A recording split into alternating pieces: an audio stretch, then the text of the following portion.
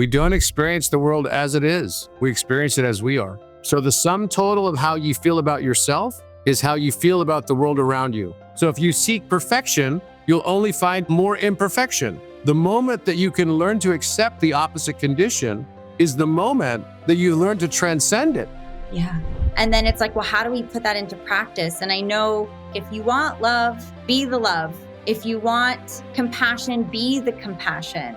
Starting to take accountability for ourselves and how we want to show up is how we're going to have others show up for us as well. You're listening to the Conscious Convos and Donuts podcast. Hello, everyone, and welcome to Conscious Convos and Donuts. My name is Michelle Argyris, and I am here with the exciting Robert Edward Grant. Robert, first of all, thank you so much for being here with us. So happy to be here with you. Yeah. Second time in only a few days. Yeah, round two, baby. That's right. Robert is such an interesting human. He is unlike most of us, and he has done so many amazing things. Robert, you have opened up several very successful businesses. You are an artist through sculpting and writing. And I know I have a book here beside me, which I'm really excited to dive into in a little bit, called The Mirror of Consciousness, which you're putting out very soon, I believe, right? And more importantly than all of these titles, you are a channeler of codes. You walk around and you are just downloading all sorts of codes that a lot of us don't know how to see. And so you start to give us a language, which you use math and science to help us understand and break down what those codes are. And Robert has been decoding from the pyramids of Egypt to decoding, pages off Shakespeare. And so, Robert, I wanted to ask you, Do you think this is something you were born with? Or do you think as your evolution as a human being in this lifetime, you learned how to do all of this? Well, actually, I think everyone has access to being able to learn how to do all of this. Mm-hmm. There's someone that I like to study a lot of, and I have a close affinity for, and that is a fellow by the name of Walter Russell, who's become kind of famous lately, especially lately, because he was popularized, I guess, more recently on Joe Rogan's podcast with Terrence Howard. And so a lot of the stuff that Terrence Howard was presenting that was like blowing people's minds was actually the work of Walter Russell. Mm-hmm. Walter died in 1963, and he was a polymath, probably one of the most well-known from an artistic perspective polymaths of the 20th century. But he was also lesser known for the fact that he was partners with Nikola Tesla. And Nikola Tesla said of his work in cosmology and physics that the world needed to wait 1,000 more years before it was ready to be able to receive it. It's that advanced. And I really, truly believe that. So Walter Russell said that mediocrity is self-bestowed and genius is also self-bestowed. So basically, genius is self-bestowed and mediocrity is self-inflicted. Mm-hmm. And I think that all of us have the access that we can go into our minds once we understand that our brains are not hard drive storage units. They're actually radio receivers. And we have a higher self that is a conceiver. Our brain is a receiver, and our conscious mind is a perceiver. And when we think of it in that order, conception to reception to perception, right? This is the process that we undertake when we're experiencing this world around us. We are simply dimensionally limited avatars of a higher self that has chosen to perceive itself through our unique eyes of perception. And this is powerful because it allows the conceiver to be able to see itself. And that's very difficult because, just as Alan Watts said, Mm-hmm. an eye can't see itself without the aid of a mirror. A knife can't cut itself. A fire can't burn itself. And a light cannot illumine itself. Consciousness cannot perceive itself. It needs to divide itself and play this game so that it can have multiple eyes of perception. And each one of us is unique. There's never been another Michelle Argyris. There will never be another Michelle Argyris. So therefore, your eyes of perception are unique. And the one can learn wisdom by walking miles and miles and miles in your shoes to experience the world as you see it. Because we don't see the world as it is, we see it as we are. That means every Right. single person is in their own unique U-inverse of perception. Mm-hmm. And that's how we build empathy too. It's being able to actually see from various perspectives, various lenses, so that we can open up and truly see what is here. Otherwise, we're coming through our life through a full biased lens. The main reason we're here to live, I think the whole reason we're here to live in this matrix simulation of mind is so that we can learn how to love and learn how to be loved. And in order for us to learn how to love and to love every aspect of ourselves, because everyone else in our U-inverse is simply a reflection of us, of what's of us in the inside, then we have to be able to see the world through their eyes so that we can empathize entirely with what they're going through. Compassion, such a beautiful feeling, not only inside our bodies for ourselves, but as a collective planet. If we could all just hold compassion together and empathy and just know that our experience is not the experience. Everyone thinks their experience is the reality. It's not. There's so many realities. Like you said, there's so many perceptions around the circle. It's like, where are you standing? That's how you're going to see it. That's right. Right. Mm-hmm. So cool. Yeah. Really beautiful. Thank you for that, Robert. Sure. And then I wanted to ask too, as someone you have so much going on. You spend your whole day, and even just spending some time with you the other day doing your podcast, you're as cool as a cucumber and you're doing so many different things. Do you ever feel like you waver in your capability and your space to put out your art and your geometry and your math? Are there moments where you're like, oof, I need a moment? Or are you just in it and it stays consistent? Because you feel so consistent to me. Yeah, I like yesterday I came home, I had a little bit of free time and so I went straight into a meditative state. And Mm, for me, geometry and drawing geometry is meditation and channeling from the universe is meditation. So okay. when I become that channel, I just start drawing things, like yesterday, this is what I was starting to draw.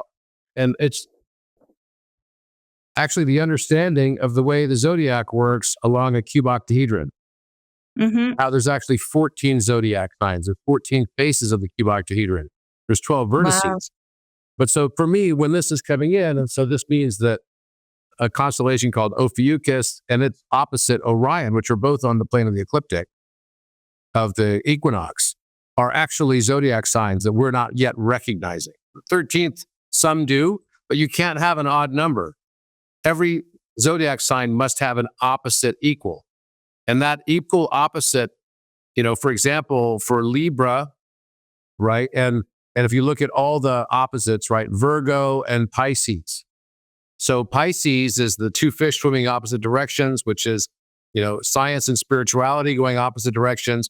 But what's the backdrop or the shadow consciousness of the age of Pisces? It's all about the Virgin, the Virgo. That's why we venerated the Virgin Mary, right? We Mm, placed her on a pedestal for the last 2,000 years, right? We wanted to make everything about virginity and chastity some great thing.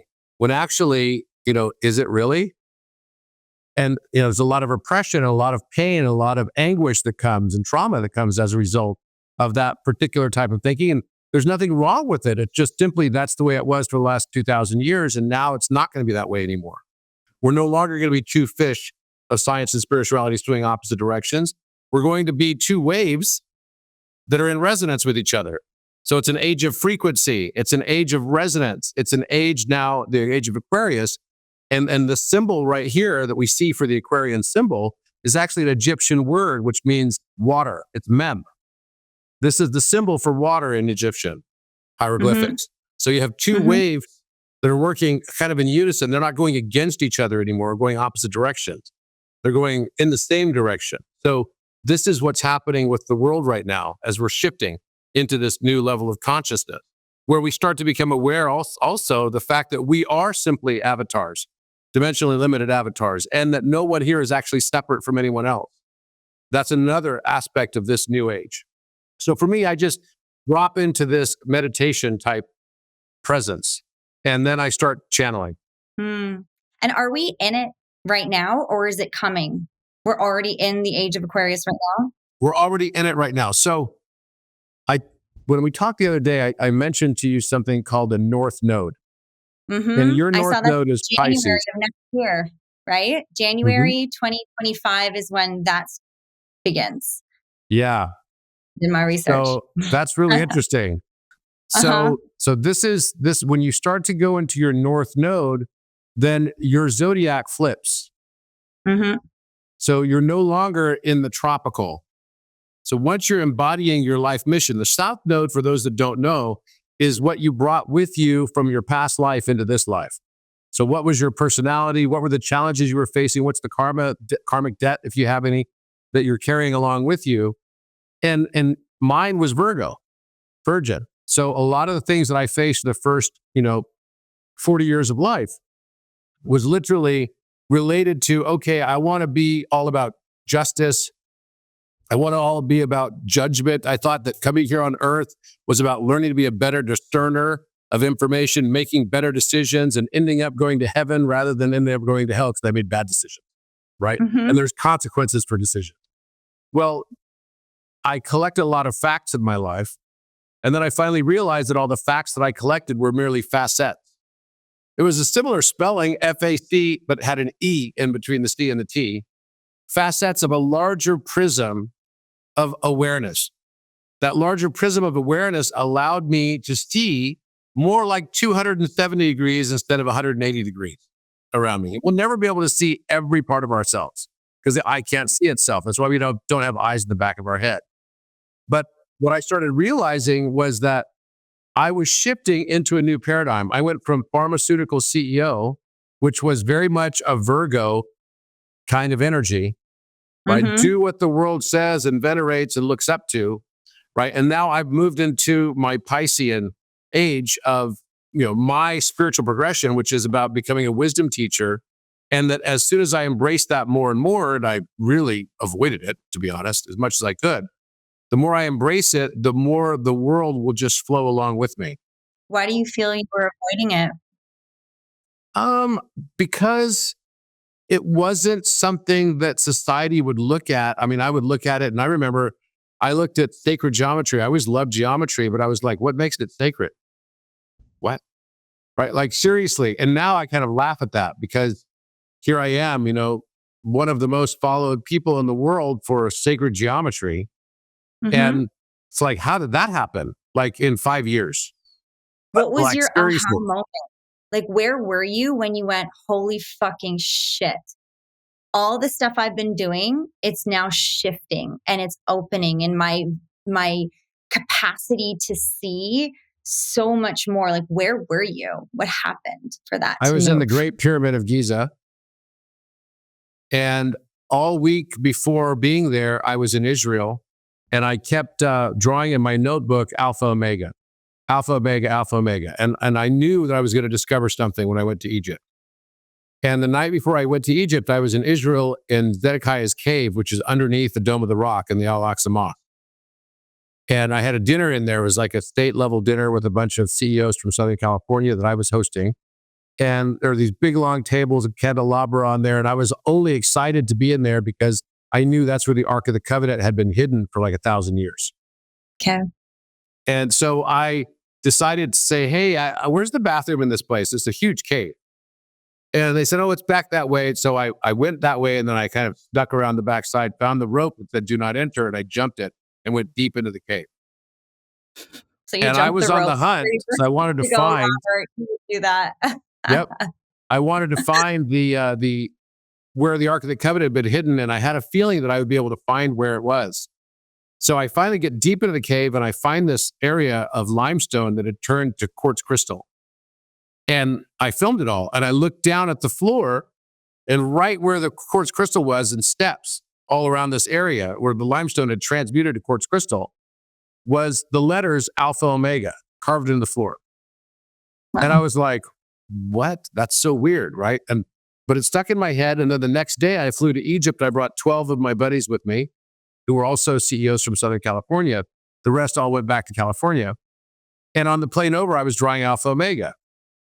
And I get to the Great Pyramid, and one of my friends is laying in the sarcophagus. It was my second time being there.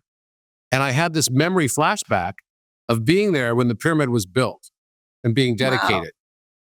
A remembrance And there moment, were only right? 5 people in the room. And I remembered seeing an Alpha Omega being pressed into the rose granite on the rim by this blue-green light. And exactly where I remembered seeing it being pressed in the rose granite, I popped back into this time space and I looked down at the exact same spot because I knew that's where the Alpha Omega was. And the light had just caught it just right. And I saw freaking Alpha Omega on the rim. And I was like, I knew famously that there's nothing in the walls of the Great Pyramid, no drawings, there's not supposed to be anything in the pyramid and no writing to talk about who the builders were or anything. And so I went and grabbed the Egyptologists that were with me and I said, have you seen this before? They're like, did you make that? I'm like, no, there's no way I could have made it just now. I chipped it out. Let's be real. This is like precision stuff. And it was exactly matching the proportions and dimensions of the room. It was pi times 10 square rooted. So the square root of pi times 10. And the room's perimeter was related to pi times 10. It's exactly pi times 10 meters. Wow. So it was a perfect match. And I was like, this is bizarre. So I'm doing all these measurements on it and everything. And it's also 72% quartz crystal. The sarcophagus is made of quartz crystal. Try to take a hammer to a quartz crystal, bowl, and that thing is going to shatter. Yeah. And that's what this would have done. It would have absolutely shattered. There's no way that you could basically put this on there so simply like that. So, but I knew in that moment that my whole life was going to change. It's beautiful. I knew it. I knew that that I was now on a different path. And 2 weeks later is when I discovered the prime number pattern and published it at Cornell. And then I started going deep into math. I started getting like deep downloads. I mean, I was already starting to get it before that time. That's why I went to Egypt to teach the language of the universe through math and to a bunch of physicists and mathematicians. And I was stunned when the whole room was in tears after a 4-hour lecture on math. I thought they'd be bored with tears. Yeah, that's really, really beautiful, Robert. You have opened yourself up to, and all of us up to, something that we didn't have the capacity to. And just showing us the way, or showing us how we are capable of finding that within ourselves too, right? Like, this is your journey. This is how you found it. You had to find it within yourself. And then us watching you do that is like, holy shit. What do we have access to if we start to actually listen to the codings in our life as we go through being human beings, on planet Earth? So I wanted to ask you to answer your question though, so I finished the thought on that Mhm. the North Node is what you go into when you're in your mission. And until you are in your North Node, the tropical zodiac will be more appropriate for you. It'll be more correct. So, my tropical zodiac was a Taurus. I'm born on May 16th, but my sidereal zodiac is still a Taurus because the end of, one period on the tropical period of like each of the zodiacal signs is actually the beginning of the sidereal version of it. And the sidereal version of it is what we actually see in the sky. It's a perfect match to what we see in the sky. And as soon as we go into our North Node and we become aware of our North Node, then it's more appropriate for us to use the Vedic system, which is also known as the sidereal system. So that means that your signs will change. So for example, your birthday is May 21st, right? Yeah. That Gemini. means that you are actually in Taurus in the Vedic. So once you go into your North Node, your personality traits, characteristics will change. For example, mine have dramatically shifted already. So for the things that I had that have now shifted is I had my Mercury was in Gemini. My Venus was in Aries, and my moon was also in Gemini. So the way I processed emotion, all of these things was more like Gemini characteristics. But now I'm in the Vedic, the sidereal system. Then what happens is all of those three things. So my sun is in Taurus, my moon is in Taurus, and now my Mercury is also in Taurus. So all three of those go to Taurus for me. So my characteristics will shift as a result of that. And also my Venus, which is how I love, is also shifted now from being in Aries, which is almost like a war type thing. Like you go after it, like really aggressively. Now Mm-hmm. I'm more Piscean. So my Venus is now moved into Pisces. Mm. And what does that look like when you're with your love feeling like it's more in the Pisces? It's more in the spiritual context. When Mhm. when my context has changed from being Aries, aggressive, now the way I love and pursue love will be more about spirituality and spiritual evolution. Mm. Mm-hmm. Because that's what each person that comes into our life is for. Every person you meet, every circumstance you encounter, every experience you have is all actually there to be seen for what it is eventually. And until you wake up, you don't see that. You don't realize that synchronicities are all around you. You don't realize that the people you meet are special. They're not just random. Nothing is random. Mm-hmm. And so, because of that, the people that come into your life are just reflecting where you are right now. Wild. Even since we met, a lot of really insane synchronicities have happened. So, and the thing is, if we don't look and bring it into our awareness, we're not going to see it. But then when you start to open the lens of perception, you're like, holy shit. We've had so many wild things happen with different numbers, from the donut I ate before I did this episode, to just like bringing it into all the things that have interconnected so many different things, even messaging and text messages being sent at a certain time, or arriving on Uber at a certain time, or whatever. And you start to just take a look and see, what is the coding that's available to me? What does it mean? I'm still trying to figure out how to make sense of it all. But you are showing us how to make sense of it by using mathematics and geometry. It's the way the consciousness speaks to us. It speaks to us through number because we're literally in a simulation. And so think of it as this is like source code from a Source code. computer. And so you have to learn how to program. You want to live a life of manifestation, learn how to communicate in the language of programming. Learn how to communicate in the language of manifestation for the universe, because that is what the universe is doing. So we have to be able to hone in our interface so that we can figure out how to live in this world in a way that is our highest and best experience. And realizing also that everything is predestined. There's nothing here. There's no mistakes in this world. There's no mistakes. That's a big relief when you can finally let go of that and say, oh, I'm not going to make a mistake. It's like everything's already predestined. I'm just going to do my thing. Yeah.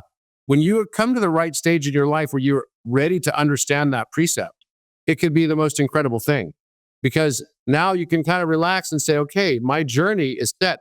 Instead of asking myself, why did this happen to me? Something bad. Right. Instead, ask yourself, why did I choose this? And, we learn in this universe through opposites.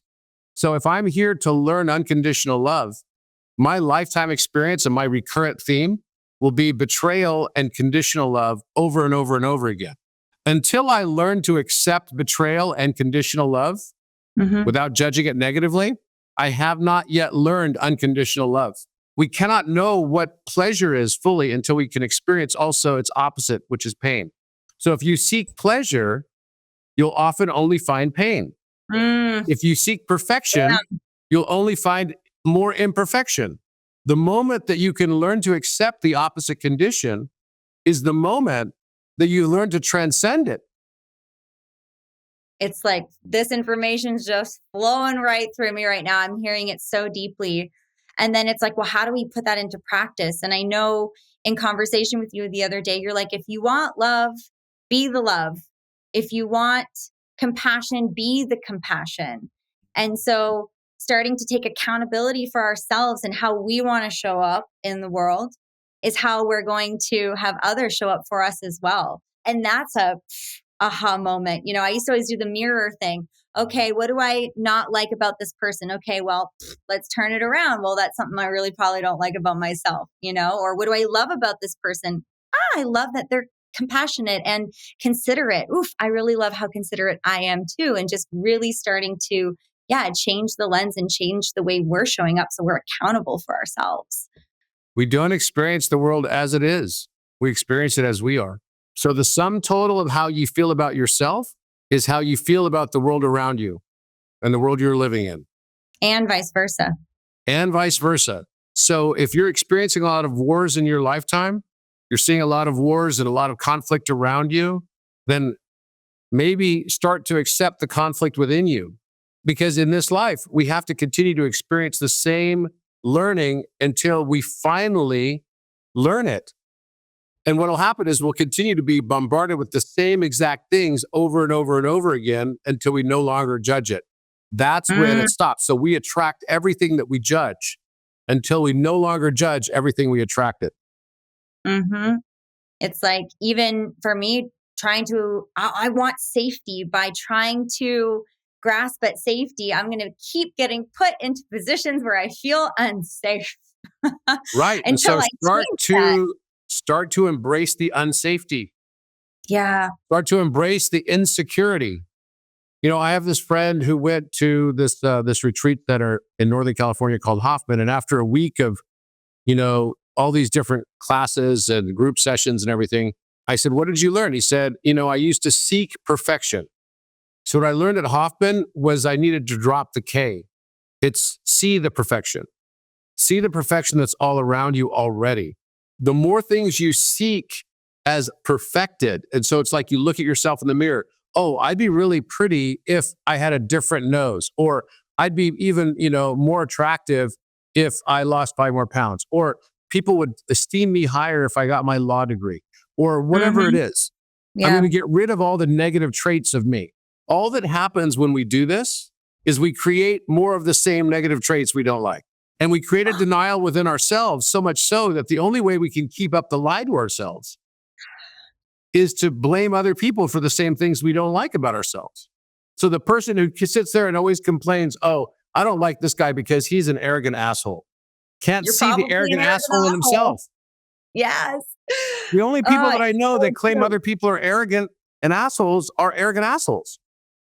Totally. And this is so frustrating and also expansive because, well, there's my inner reflection. I'm saying this is so frustrating. I'm frustrated at that fact. But then also it's like, well, hold on a second. I might be frustrated. Okay, if I don't like someone who's controlling, it's because, well, hello, I'm holding control within myself. And then I judge me.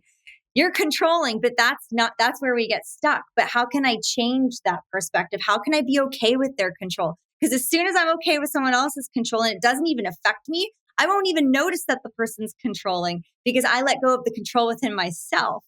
So it's really beautiful. We can take this into so many different ways to help ourselves really start to evolve and start being accountable for our own perceptions and stop blaming everyone else and victimizing ourselves. And you can also start to see how there are patterns in your relationships, right? So it's like you may have heard the old saying, don't skate to where the hockey puck has been, skate to where the hockey puck is going, right? Skate to where it's going. It's the same thing in relationships. We should all seek friendships and romantic relationships and acquaintances of where our consciousness is going, not where it has been. Yeah. And it's so profound because as we start to open up more and more to that, then we expand even more rapidly. And then the world starts to change around us because the world's just a reflection of what's inside of us. Yeah. Ooh, chew on that, everybody. So good. So good, Robert. I know you have a couple more minutes. So I have 2 questions. Should I stick to one? Go ahead. Go ahead. Okay. One, I just wanted to showcase this beautiful book. This is Robert's new book. When is it coming out? It's out. It'll be listed on my website in about a week or so, I would say. Yeah. Okay. So good. So it's called Mirror The of Mirror of Consciousness. It's my art. It's my art book. So It's my good. 4th volume. So I've now published 3 other volumes of this. This is my 4th volume. And these are Wow. my notebooks that I basically have published. You can flip through some of the pages there and show. I'd Maybe love they can to. see a little bit. This is what it looks like inside Robert's brain. So cool. Let me just flip that there so you can see it. So this is like work from my notebooks that I, just start drawing. And then sometimes it's pure math. Sometimes it's, geometric. Sometimes it's perspective art. Sometimes it's on the pyramids. And so people would see this and I would post pictures of it and they'd be like, can you please publish these books? And so I did. And yeah, it's been quite a journey. Wow. Well, thank you for sharing this with me. Thank I you. can't say I quite understand all the math, but I You don't need understand the to. intentionality behind it. Geometry is And a QR code. Geometry is a QR code for the subconscious mind. The moment that Mhm. you see it, it's already upgrading you. You don't even know it. Wow. Phew. So good. Okay, my very last question for you, Okay. Robert, before hmm you go. And this is a very serious one. Okay. Okay. So I'm get ready for serious. it. Good. Be very serious. If you were a donut, which one would you be and why? I think I would definitely probably have to be some kind of butter cake, probably strawberry. Well, there you have it. I ate a strawberry butter cake just before jumping on this episode. And there is the coding that just keeps happening over and over again. And why would you be that? Why? Why do you feel you're a strawberry butter cake? First of all, I like strawberries. Always like Mhm. strawberries. And butter cake just because it's super decadent and maybe that's my Taurus side. I like, Mm. Taurus likes good food, good everything, luxury. I'm Mhm. not ashamed of it. I freaking own it. I own it. What can I Mhm. say? I love I that. like nice things. So a high-end fancy donut, strawberry butter cake. That's right. And if you're gonna do it, you might as well go all the way in. Don't do it halfway. You Yeah, no know, half-assed anything. no half-assing. It's like people are like, "Oh, I don't know if I can eat this." Ooh, ooh. It's like, "Oh, my hair," type thing. No, no, just go for it. Yeah, totally. Well, thank you so much, Robert, for being here on this episode. And thank you all for watching and listening and expanding. And I can't wait to see you all on the next episode of Conscious Combos and Donuts. We'll see y'all soon. Thank you, Great. Robert. Thank you. Good to see you. Don't forget to sign up for the Illuminate community for my live and recorded meditations, breathwork, and guidance support calls. Tap the link on the screen or in the bio of this episode. I'll see you soon.